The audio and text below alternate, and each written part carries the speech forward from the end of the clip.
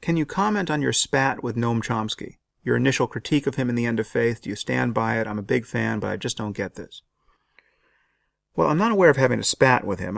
He's actually taken a few shots at me online, but we've never met, and I'm not aware of him having read The End of Faith or having noticed what I've said about his politics. So to some degree, we could just be talking on parallel channels here. But I just think there is a kind of moral confusion expressed in his political writing which ignores intention as a basis upon which to evaluate certain human behavior. At the end of the day, he simply wants to use body count as the only metric to discuss the moral stature of two sides in a conflict.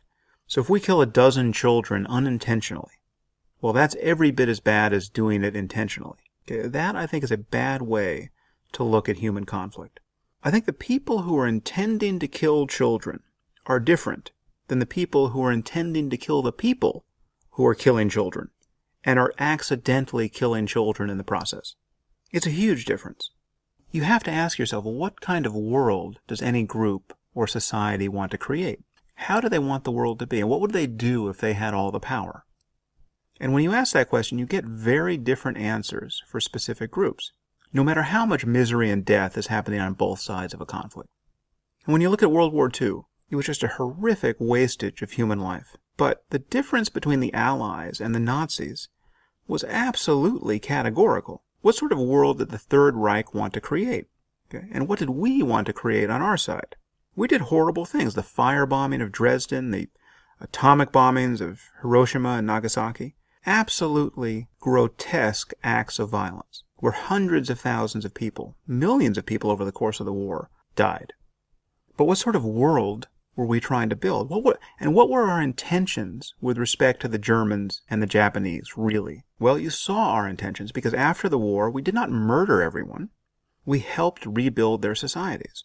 So we're not perfect, but we were different from the Nazis. So you can't just look to body count merely to judge the rightness or wrongness of human behavior. And Chomsky seems to discount intentions across the board and only look at body count.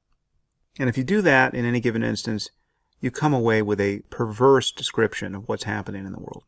And you come away believing the kinds of things that people influenced by Chomsky tend to believe, whether it's Glenn Greenwald or any other person who's drunk this Kool-Aid. And you can end up saying things like, the United States is the greatest terrorist state in human history, right? Or some other such nonsense. There is a difference between the Dick Cheneys of the world and the al-Baghdadis of the world.